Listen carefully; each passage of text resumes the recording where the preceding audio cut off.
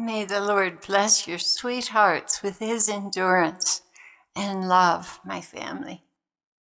Lord, thank you for answering me so quickly and holding me, pulling me to your heart, even though I wanted to pray for the majority of this day and didn't because of the messes here and there, and I felt so disorganized. Jesus replied, "Sweet bride, keep it clean and organized, for I have much work for you to do, and I do not want you to be running around frustrated because you could not find the item you needed." It feels good, doesn't it? Yes, Lord, it really does.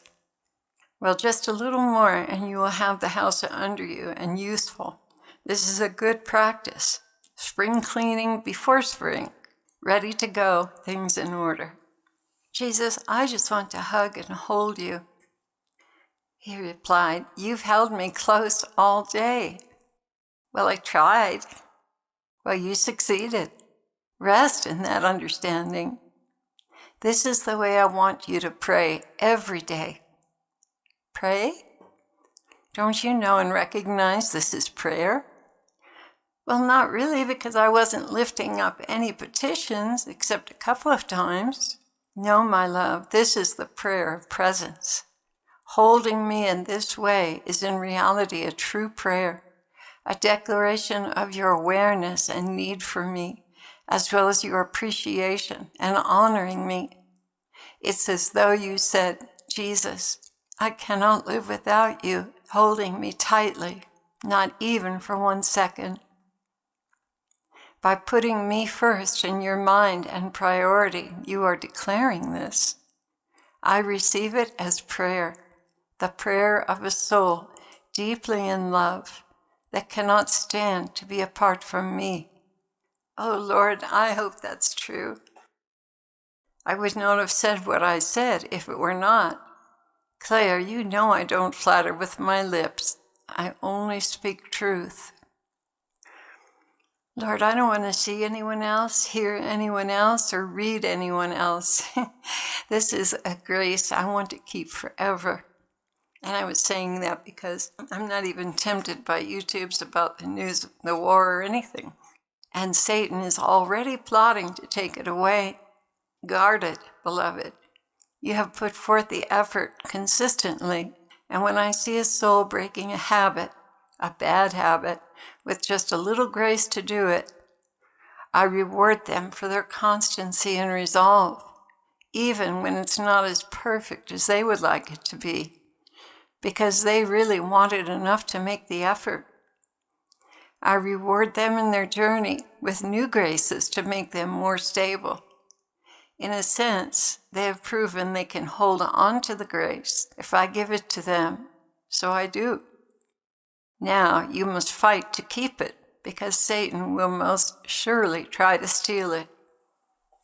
My people, when you are wanting to change, but lacking in the resolve, but finally making that resolution, I am very, very pleased.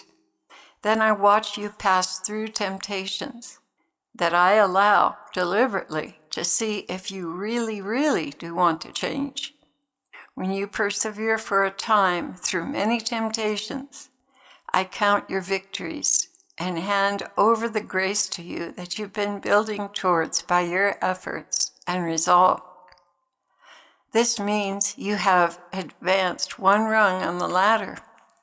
The demons assigned to you watch you. When they see this, they report it to their supervisors, who in turn begin to construct situations that will cause you to lapse and give up that grace. Lord, I feel so much purer since I haven't been watching the news, because you are, by cutting yourself off from contamination. Believe me, it is a joy to hold you without all that ugly goo clinging to you and running through your mind. Here, Jesus is talking about the alternative news that I used to watch a great deal of, and keeping up with the latest happenings that, well, they cling to you like mud and contaminate your thinking, maybe more like tar. And they rivet your mind on sad and ugly world events that breed fear and hopelessness. I mean, it's helpful to find out what you're praying for, but it can go too far. The Lord replied, "Well said. Now you have an informed conscience to help you avoid the curiosity and need to know demons that love to distract you away from me. Because when you cling to me, you become more and more like me, and that's the last thing in the world they want. Their job is to distract you away from me, undermine your faith, and replace it with empty knowledge that feeds your vices. My children, in order to become holy, you must exclude the unholy things from your minds and meditate on what is pure, good, and beautiful, even as the scriptures say, and that's from Philippians 4:8. Finally, brethren, whatsoever things are true, whatsoever things are honest, whatsoever things are just, whatsoever things are pure, whatsoever things are lovely, whatsoever things are of good report, if there be any virtue, and if there be any praise, think on these things." And in context, just before and after the statement, Paul said, "And the peace of God, which transcends all understanding, will guard your hearts and your minds in Christ Jesus." And verse 9 says, "Whatever you have learned or received or heard from me or seen in me, put it into practice, and the God of peace will be with you." Oh, that's so beautiful. The above example about having peace is how you don't feel after sifting through the news. In fact, it robs you of your joy, introduces you to false reports and gossip, and causes you to long for the rapture. Dear ones, we cannot long to leave this earth as long as there are souls lost, confused, and headed for hell. Now, if the Lord chooses to remove us from that, then that is his choice, for his reasons, not our own selfish reasons, such as not wanting to suffer anymore.